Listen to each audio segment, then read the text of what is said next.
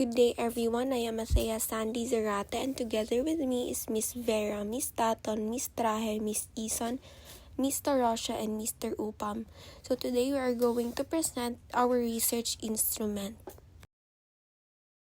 So based on our research problem, we have formulated and identified the research instrument to be used. So the chosen research instrument is structured questionnaire with 3 parts.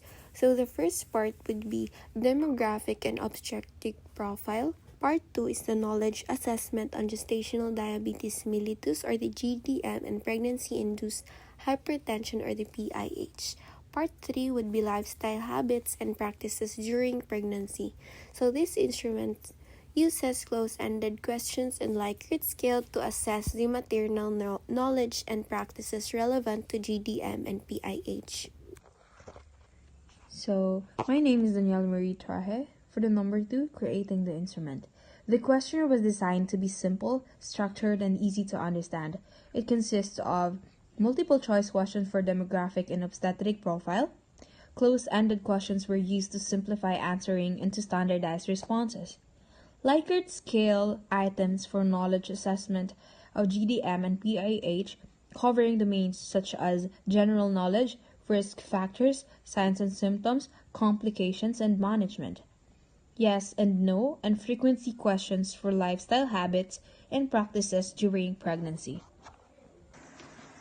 Good day everyone. For this part of our presentation, I, Charminal Silvera, will be discussing the advantages of the instrument used, which in our study is a survey questionnaire. Let's start with the number 1. Allows for systematic collection of data that can be easily compared and analyzed.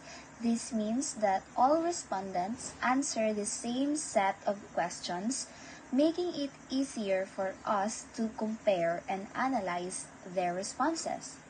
Number 2, it is time efficient and can be completed within 15 to 20 minutes, which is convenient both for the respondents and for the researchers.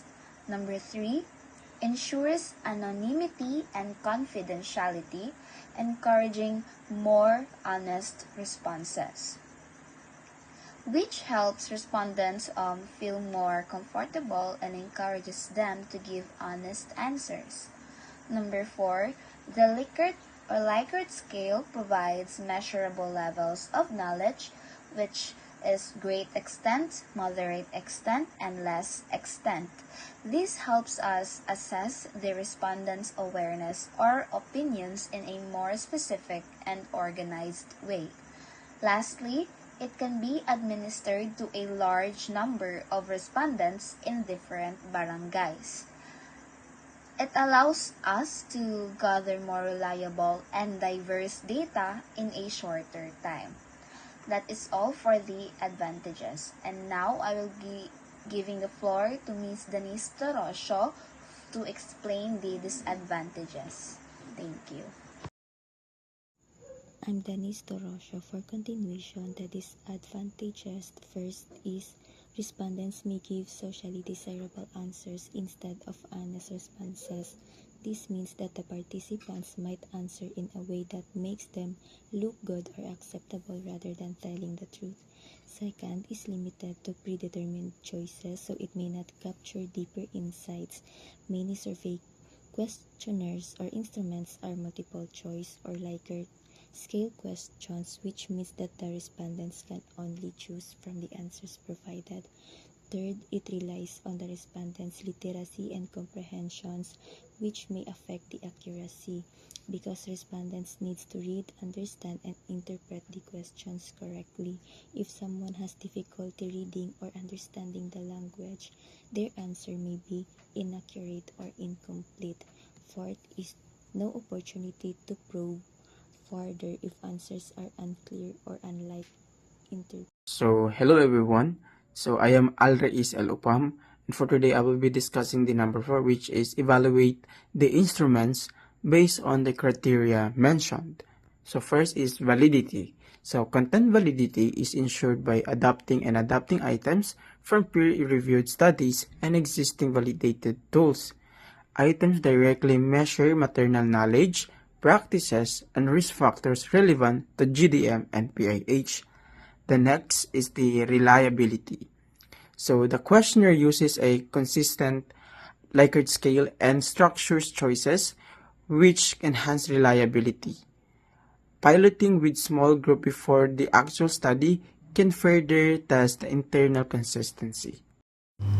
As for the usability, so this part evaluates how practical and user-friendly the instrument, such as the questionnaire or survey, is for the respondents. So in this case, pregnant women. So questions are clear, direct, and easy to answer. So this means the survey items are simple, easy to understand, and not confusing. Pregnant respondents can answer them without difficulty or needing extra explanation. Estimated completion time is manageable for pregnant respondents. So the survey should not take too long to finish. So since pregnant women might get tired easily, the time allotted 15 to 20 minutes is reasonable and respects their condition. Ethical considerations. So this part ensures the research respects the participants' rights and safety. So informed consent is provided before participation. So the respondents are given complete information about the study, its purpose, procedures, and their role, and they agree to join willingly before answering. Anonymity and confidentiality are strictly maintained. So the personal information and responses of the participants are kept private, so their identities will not be revealed in any reports or publications. Voluntary participation with the right to withdraw anytime is emphasized. So here is the participants are not forced to join and can stop answering or withdraw from the study anytime without facing any negative consequences. Good day everyone, I am Kathleen Tatan and today I'll be discussing the conclusion. So in conclusion, the development and evaluation of our structured questionnaire on gestational diabetes mellitus and pregnancy-induced hypertension highlighted the importance of creating a research instrument that is clear and reliable. Through this activity, our group learned that a well-designed questionnaire must be organized, concise, and directly aligned with the study's objectives to ensure accuracy and relevance of data. By dividing the tool into sections, demographic and obstetric profile, knowledge assessment, and lifestyle habits, we were able to create an instrument that is both systematic and easy for respondents to complete. The use of close-ended and Likert scale questions allow for quantitative analysis while maintaining simplicity and consistency across responses. We also realized that ethics play a crucial role in research, ensuring informed consent, confidentiality, and voluntary participation not only protects respondents but also enhances the credibility of the results. Although the questionnaire has limitations, such as not capturing deeper insights, it remains effective for gathering measurable and comparable data from a large group of participants. Overall, the process strengthened our understanding of how to balance clarity, validity, and reliability and ethical responsibility in designing a research instrument that supports meaningful and trustworthy outcomes. That would be all for our presentation. Thank you.